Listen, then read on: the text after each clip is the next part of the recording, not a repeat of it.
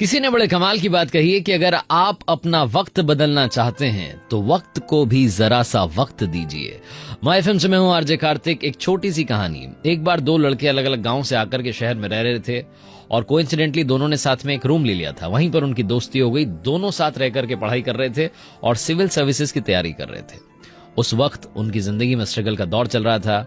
पैदल पैदल कोचिंग जाया करते थे। 2 किलोमीटर दूर कोचिंग थी।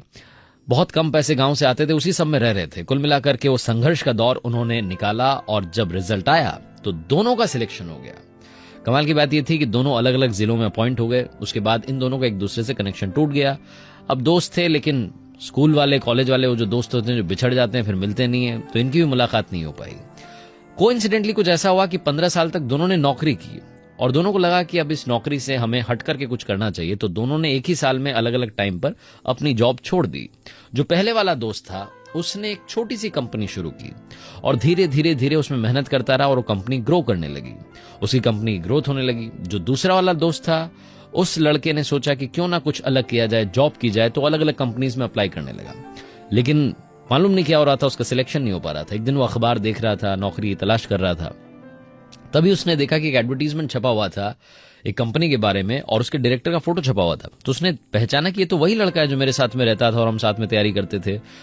तो उसे लगा कि मेरा पुराना दोस्त है कोचिंग के टाइम का, मिलूंगा तो शायद मुझे नौकरी पर रख ले, एक बार चल करके मुलाकात करते हैं। पहुंचा वहां जाकर के गार्ड से कहा कि सर से मिलना चाहता हूं, आपके सर का मैं दोस्त हूं। तो उसने कहा सर आप दोस्त होंगे लेकिन आपको थोड़ा सा इंतजार करना पड़ेगा, अपॉइंटमेंट लेनी पड़ती है।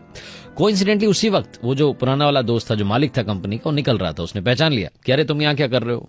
तो दोनों की बात हुई। इसने बताया कि मैं भी नौकरी की तलाश में हूं, मुझे मालूम चला कि अब तुम तो एक कंपनी खोल चुके हो, अगर तुम मुझे मौका दो तो मैं तुम्हारे यहाँ पर काम करना चाहूंगा। तो दोस्ती की बात थी। पुराना दोस्त था जिसकी कंपनी थी, उसने कहा कि भाई आ जाओ, कल से तुम तो जॉब शुरू करो, तुम जो प्रोफाइल चाहते हो उस पर काम करना शुरू कर दो।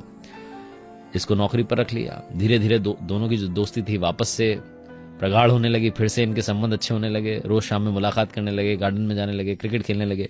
तो एक दिन ऐसे ही घूमने फिरने के लिए निकले हुए थे और इस वाले दोस्त ने जो कि नौकरी कर रहा था, वो जो मालिक दोस्त था, उससे पूछा कि मेरे भाई एक बात बताओ, हमने दोनों ने साथ में पढ़ाई की, दोनों ने साथ में सिविल सर्विसेज की तैयारी की, दोनों का सिलेक्शन हो गया, यानी कि दोनों का इंटेलिजेंस सेम है, लेकिन उसके बाद भी आज आपके पास कंपनी है जो ग्रो कर रही है, ग्रोथ आपकी होती जा रही है और आज मैं आपकी कंपनी में नौकरी कर रहा हूं, ऐसा क्यों? तो जिसकी कंपनी थी, जो मालिक था, उस लड़के ने कहा कि आपको याद है हम पैदल पैदल कोचिंग जाया करते थे, गाड़ी हमारे पास होती नहीं थी। बोले हाँ याद है अच्छे से, हम पैदल पैदल जाते थे, बातें करते थे।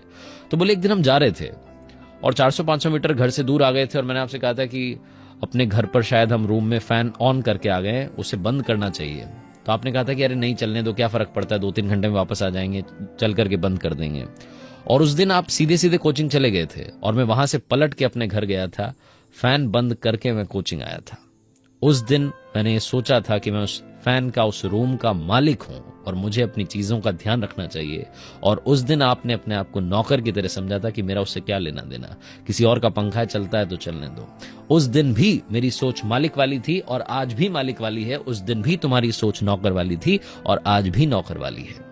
ये छोटी सी कहानी बड़ी मजेदार बात सिखाती है कि जिंदगी में सारा खेल सोच का है। अगर आपने सोच लिया तो आप अचीव करेंगे, आज नहीं तो कल, कल नहीं तो परसों।